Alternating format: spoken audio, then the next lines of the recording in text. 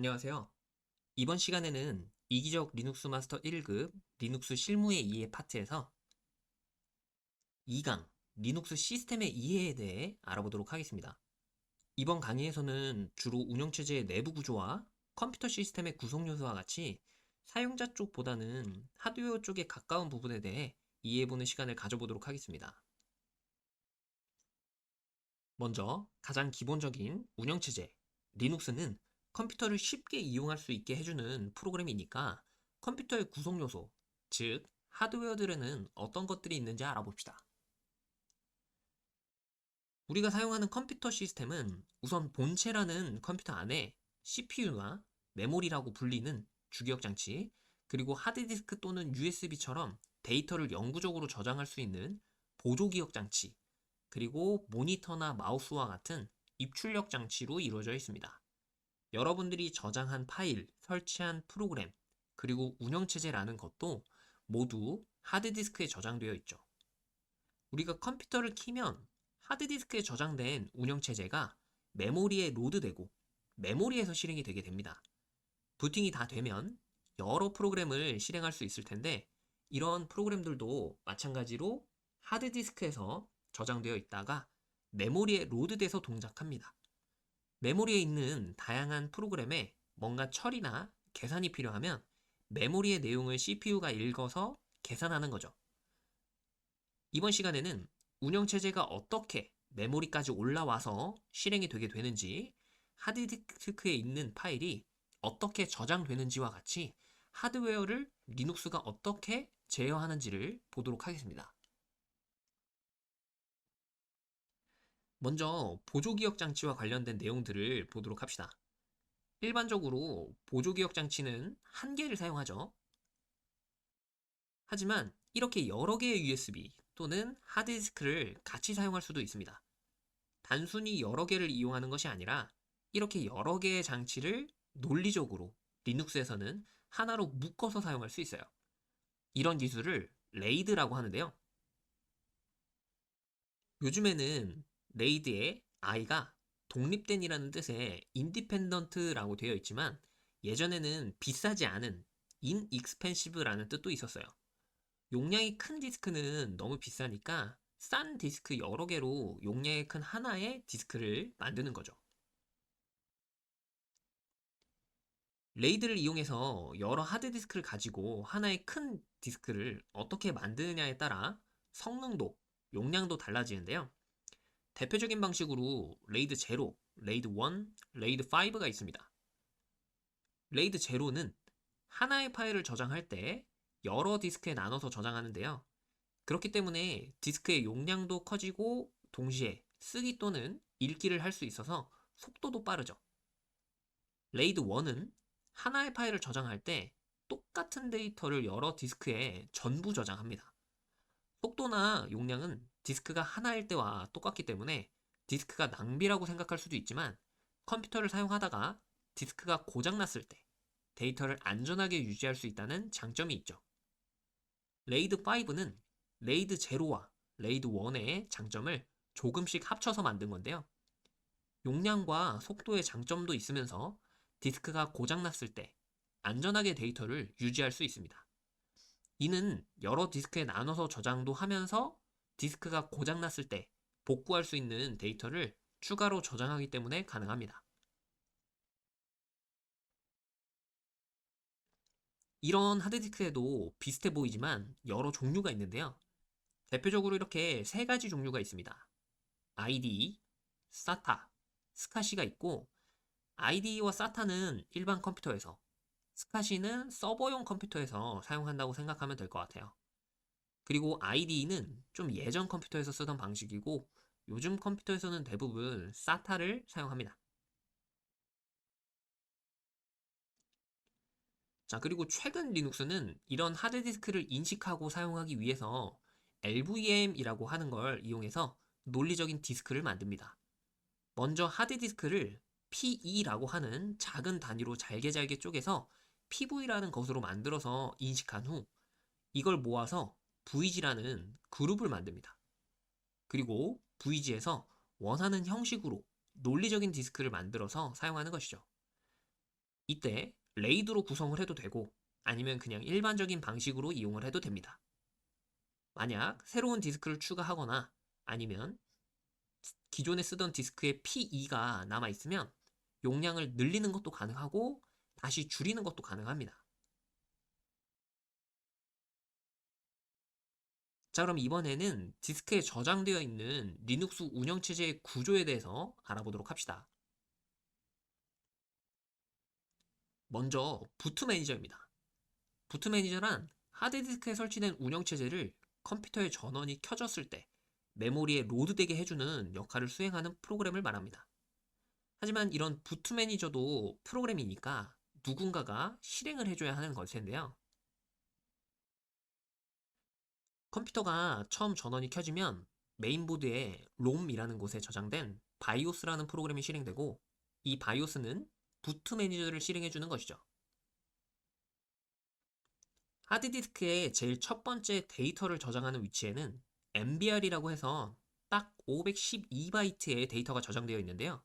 바로 이 부분에 부트 매니저를 실행하는 코드가 들어 있습니다. 바이오스는 이 부분을 읽어서 부트 매니저를 실행해 주는 것이죠. 그래서 리눅스가 부팅되는 과정을 정리해 보면 다음과 같습니다. 바이오스에서 하드웨어 초기화 작업을 거치고 1단계 부트로더, MBR에 프로그램을 실행해서 2단계 부트로더인 그럽이라는 부트 매니저를 실행해 줍니다.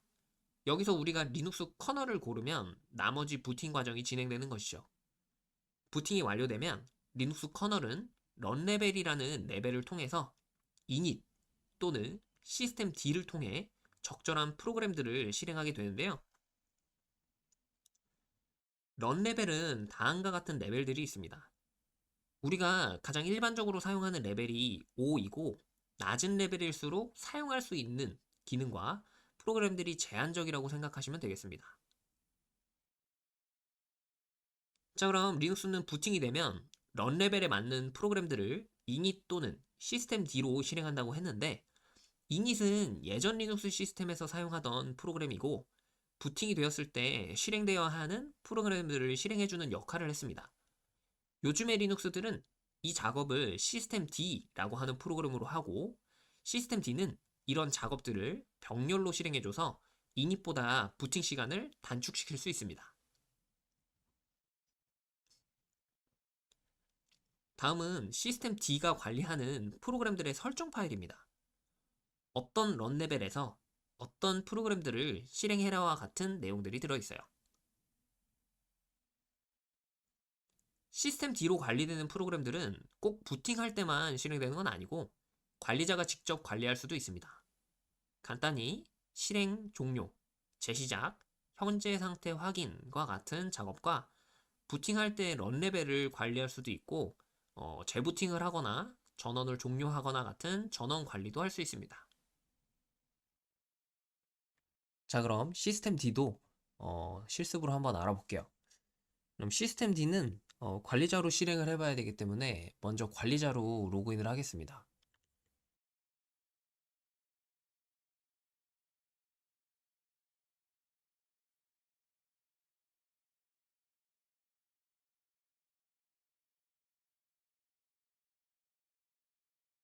시스템ctl 스테이터스를 입력하게 되면은 특정 프로그램, 서비스, 데모 프로세스가 실행 중인지 확인을 해볼 수 있어요. 지금 파이어월드라고 하는 리눅스의 방화벽 데모 프로세스가 실행 중인지 확인해 봤는데 액티브, 러닝이라고 나오고 있죠. 정상적으로 실행 중인 상태입니다.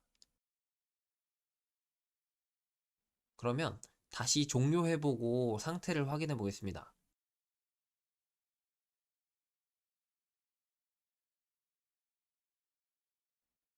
종료했고 상태를 확인해 보면 이번에는 inactive라고 나오면서 방화벽이 종료된 걸 확인할 수 있죠. 이렇게 시스템들을 이용해서 특정 프로세스를 제어할 수도 있어요. 자, 그럼 이렇게 부팅이 된 리눅스에서 우리가 어떻게 파일을 저장하고 읽고 사용을 할까요? 리눅스 운영체제는 파일 시스템이라는 것을 통해서 파일들을 차곡차곡 정리해서 저장하고 하드디스크의 어디에 어떤 파일을 저장했는지 관리합니다. 이런 파일 시스템의 구조는 굉장히 복잡하죠. 간단히만 살펴보면 실제 파일의 데이터 내용은 데이터 블록이라는 곳에 저장을 하고, 이 파일을 어느 데이터 블록에 저장했는지 그 위치는 아이노드 테이블이라는 곳에 저장을 해둡니다. 아이노드는 주소같이 파일 시스템에서 관리하는 번호라고 생각하시면 됩니다. 이번에는 파일 시스템에서 아이노드 테이블을 한번 직접 봐보도록 할게요. ls 명령어는 파일 시스템을 통해서 저장되어 있는 파일 및 디렉토리를 보는 명령어인데, 여기에 i 옵션과 같이 이렇게 사용을 하게 되면 특정 파일의 아이노드 번호가 이렇게 앞에 같이 출력이 되게 됩니다. 지금 모든 파일과 디렉토리들을 다 봐보면 아이노드 번호가 각자 다 다르다는 것을 볼 수 있죠. 실제 하드디스크에도 각자 다 다른 위치에 저장이 되어 있기 때문에 이런 식으로 아이노드 번호가 각자 다 다른 것을 볼 수 있습니다. 이런 파일 시스템의 종류도 좀 다양한데요.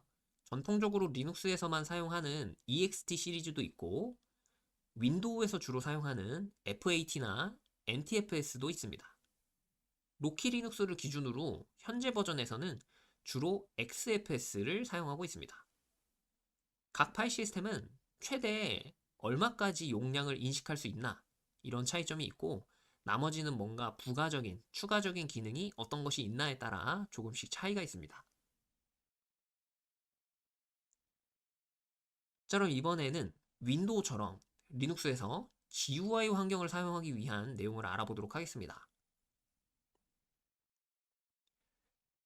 일반적으로 리눅스는 CLI 환경에서 이용하지만, 리눅스에서도 윈도우처럼 GUI 환경을 사용하려면 X윈도우라는 시스템이 필요합니다. X윈도우는 사용자가 마우스로 버튼을 클릭하면 X서버가 이벤트를 감지해서 클라이언트 앱에게 전달해주고, 클라이언트 앱은 버튼 눌리면 창에 텍스트를 바꿔줘 라고 X서버에 요청을 보내는 식으로 동작합니다. 이걸 그림으로 살펴보면 이런 형식인 거죠. 이런 프로그램들이 주고받는 내용을 X 프로토콜이라고 불리는 일종의 정해진 양식, 형식으로 데이터를 주고받으면서 화면에 그림을 그려주는 것입니다. 자, 그럼 이번에는 일반적으로 리눅스에서 이 GUI보다 CLI를 더 많이 사용을 하니까 CLI 환경에 대해서도 내용을 한번 봐볼게요. 기본적으로 하드웨어를 제어, 관리하는 커널이 있고, 우리는 명령어, CLI 환경을 이용하기 위해서 쉘이라는 프로그램을 통해서 다양한 프로그램들을 실행을 하게 됩니다. 쉘도 여러 종류가 있는데요. 가장 예전에 사용하던 기본 쉘에는 이전에 실행했던 명령어를 다시 실행하거나, 폴더를 좀 쉽게 이동하거나, 명령어를 수정하거나 하는 편의 기능들이 없었는데, 점점 이런 기능들이 추가되면서 현재는 본 어게인 쉘, 배쉬 쉘이라고 불리는 요 쉘을 가장 많이 사용해요. 우리가 이런 쉘을 통해서 명령어를 입력하면, 쉘은 우리가 입력한 명령어를 표준 입력이라는 것으로 인식하고 명령어에 해당하는 프로그램을 실행시켜 줍니다. 그럼 이 명령어는 실행 결과를 표준 출력과 표준 에러로 화면에 표시해 주게 됩니다. 쉘의 특수한 기능 중에 하나인 리다이렉션은 입력이나 출력, 에러를 기존 화면에 출력하게 되는 게 아니라 다른 곳으로 보낼 수도 있습니다. 예를 들어서 다른 프로그램에게 보내거나 하드디스크로 보내거나 말이죠. 다른 프로그램으로 보내게 되면 첫 번째 명령어의 출력이 다른 명령어의 표준 입력으로 들어가는 것이죠. 만약 여기서 이 프로그램의 결과도 그냥 지금 이렇게 출력하는 게 아니라 리다이렉션을 통해서 하드디스크로 보내면 출력되는 대신에 파일로 저장을 할 수도 있습니다. 쉘은 이런 기능들 뿐만 아니라 다양한 프로그래밍 문법을 사용해서 특정 조건에서 명령어가 실행되게 하거나 또는 실행되지 않거나 설정을 할 수도 있고, 여러 번 반복해서 실행을 하게 하는 것도 가능합니다. 마지막으로 프로세스에 대해서 알아보겠습니다. 프로세스는 하드디스크에 저장된 프로그램을 실행하면 메모리에서 실행이 된다고 했는데, 메모리에서 실행 중인 이 프로그램을 프로세스라고 부릅니다. 프로세스도 실행되는 형태에 따라서 여러 종류로 구분할 수 있는데, 결국 우리는 쉘과 같은 프로그램을 이용해서 다른 명령어 프로그램을 실행하기 때문에, 다른 프로그램을 실행하는 프로세스인 부모 프로세스, 부모에 의해서 실행된 자식 프로세스, 그리고 화면에 보이지 않는 백그라운드로 실행되는 프로세스, 마지막으로 부모 프로세스와 자식 프로세스의 종료 상태에 따라서 고아, 좀비 프로세스가 있습니다. 자, 근데 그럼 이런 프로세스는 어떻게 관리자가 제어를 하느냐? 현재 실행 중인 프로세스는 ps-ef 또는 psaux와 같은 명령으로 확인할 수 있습니다. 여기서 PID가 운영체제가 관리하는 프로세스의 번호이고요. 프로세스가 이렇게 쉘의 foreground, 즉 앞쪽에서 실행 중이면 다른 작업을 할 수 없고, 해당 프로세스가 종료되어야 다른 프로세스를 실행할 수 있습니다. 물론 다른 쉘을 하나 더 띄워서 작업을 해도 되는데, 만약 이런 현재 쉘 하나의 앞쪽에서 실행 중인 게 없고 백그라운드로 실행 중이거나 다른 쉘에서 실행 중인 프로세스를 제어한다 그러면 ps-ef로 확인한 PID를 이용해서 kill과 같은 명령어를 이용해서 해당 프로세스에게 정해진 시그널을 전달해서 관리자가 제어할 수 있습니다. 예를 들어서 이렇게 9번 시그널을 보내면 프로세스를 강제로 종료할 수 있는 거죠. 자, 그럼 이 쉘을 좀 더 한번 이해를 해보도록 할게요. 예를 들어서 지금 우리가 이런 식으로 명령어를 실행을 할 수 있을 겁니다. 관리자로 한번 실행을 해볼게요. 자, cat 명령어는 파일의 내용을 전부 보여주는 이런 명령어입니다. 자, 근데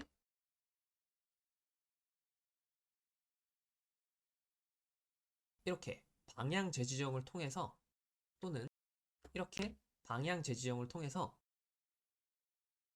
특정 파일의 이름을 입력해 주게 되면 화면에는 아무것도 출력이 되지 않고 abc라는 저런 파일이 만들어지게 됩니다. abc라는 파일의 내용을 봐보면 원래 화면에 출력이 되어야 됐던 내용이 파일로 저장이 된 것이죠. 즉, 실제 원래는 화면에 출력이 되어야 됐던 내용을 리다이렉트, 방향을 재지정해서 하드디스크로 가게 바꿔준 겁니다. 이번에는 프로세스 목록을 한번 확인을 해볼게요. 자, 지금 이런 식으로 프로세스 목록이 많이 출력이 되게 됐는데, 원래대로라고 하면은 이제 이렇게 스크롤을 올려서 볼 수도 있긴 하겠지만, 쉘의 기능을 활용을 하면 기존에 표준 출력이 돼야 됐던 이런 내용을 more라는 명령어의 표준 입력으로 마찬가지로 방향을 재지정시켜 줄 수 있습니다. 그러면 화면에 나와야 됐던 프로세스 목록이 이 more라는 명령어의 표준 입력으로 다시 들어가게 되는 거예요. 그러면 more라는 명령어는 한 화면에만 맞게 내용을 출력해 주는 거니까 이렇게 명령어를 조합해서 사용을 할 수 있겠죠. 자, PPT에서 설명을 했던 것처럼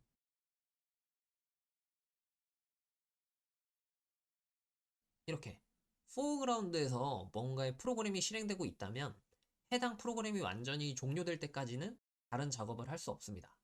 슬립이라고 하는 명령어는 이제 일정 시간 동안 잠깐 멈춰 있어라 라고 하는 그런 명령어예요. 자, 근데 슬립이라고 하는 명령어를 이렇게 백그라운드로 실행을 해주게 되면 바로 다른 작업을 추가로 실행을 할 수가 있죠.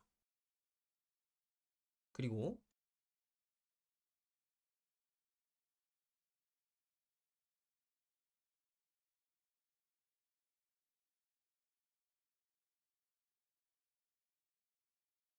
이런 식으로 실행 중인 작업의 목록, 프로세스의 목록을 확인한 후에 9번 시그널을 3265번 PID인 프로세스로 전달을 해주면 해당 프로세스가 종료된 걸 확인을 할 수 있습니다. 자, 이번 시간에는 리눅스 운영체제가 어떻게 하드웨어를 제어하고 디스크와 메모리를 활용해서 부팅 과정을 거쳐서 사용자와 상호작용하는지 GUI 환경이나 CLI 환경 등을 정리해봤습니다. 여러분이 지금은 단순히 이론으로만 접했을 수도 있지만 실제 리눅스 환경에서 직접 명령어를 실행하고 시스템을 다뤄보면 오늘 배운 개념들이 훨씬 더 명확하게 이해될 겁니다. 오늘 수업은 여기까지입니다. 수고 많으셨습니다.